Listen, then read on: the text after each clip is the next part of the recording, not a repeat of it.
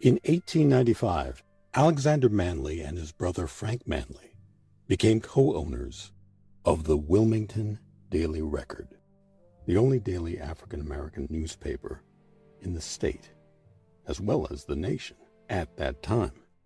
It was heralded as, quote, the only Negro daily in the world, end quote. By the mid-1800s, the port city of Wilmington, North Carolina, had 10,000 residents and was the state's largest city. Its population was majority black, with a rising middle class. The Wilmington Daily Record was a progressive newspaper that addressed the concerns of blacks in the Wilmington community, advocating for civil rights, better health care, roads, and even bicycle paths.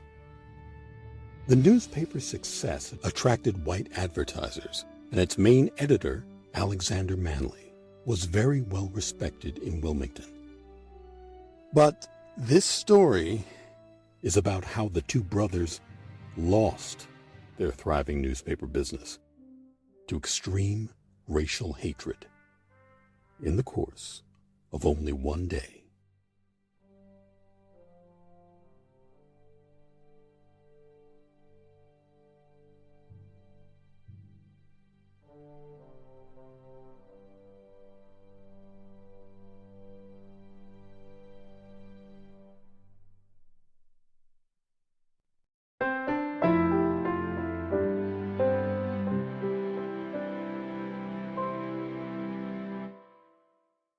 This is African American History is American History.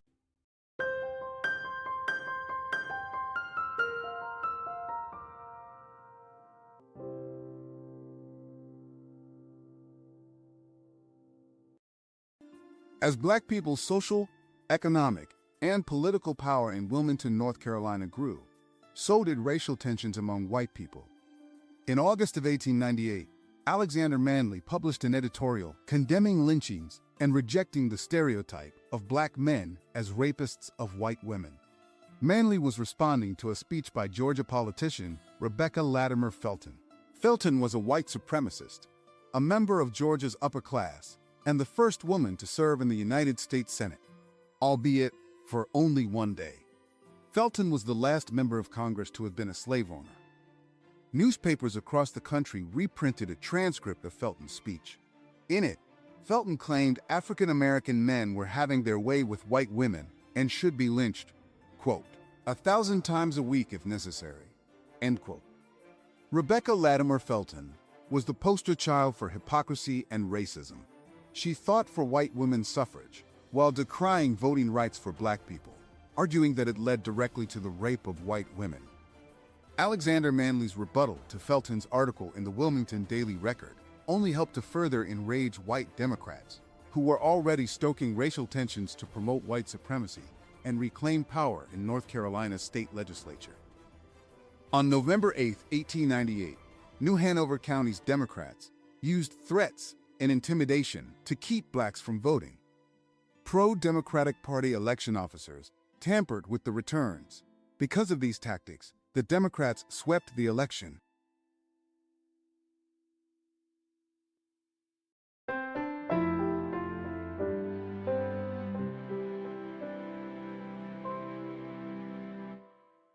This is African American History is American History.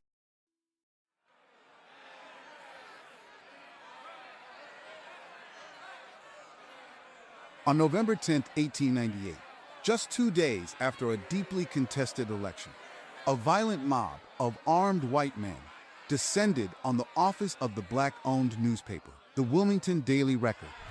Using Alexander Manly's editorial as a pretext, the mob destroyed the printing press and burned the entire building to the ground. Fueled by race hatred and a desire to silence black political voices, the mob moved on to Wilmington's black neighborhoods. They slaughtered an estimated 100 people. The brothers, Alexander and Frank Manly, were forcibly driven out of town. The editorial content of the Wilmington Daily Record boldly challenged the social and political status quo. Unfortunately, very few issues are known to exist.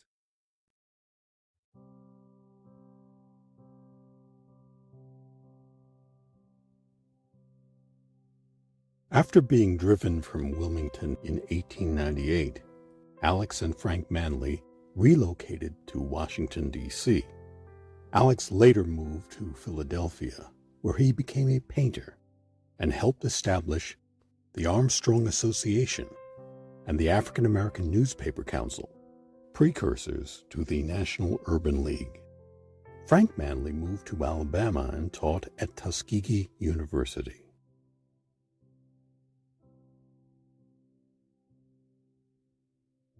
The out-of-control mob destroyed nearly everything that freedmen had painstakingly built in the city of Wilmington, North Carolina. They left a trail of destruction and an everlasting stain on North Carolina's history in what would come to be known as the Wilmington Massacre.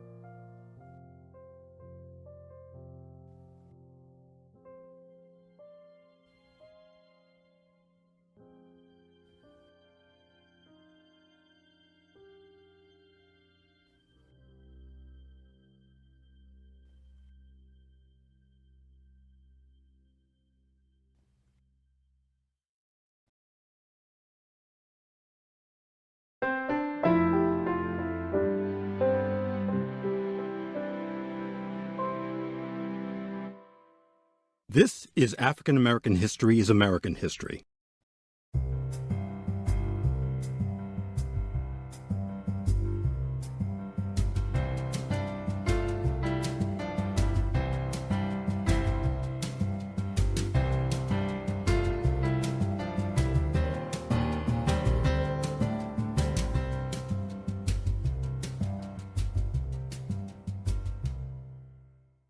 This has been African American History is American History.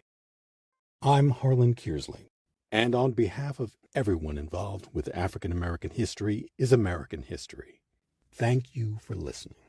And if you haven't done so, please subscribe.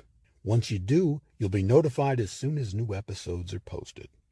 Thanks again, and please stay safe.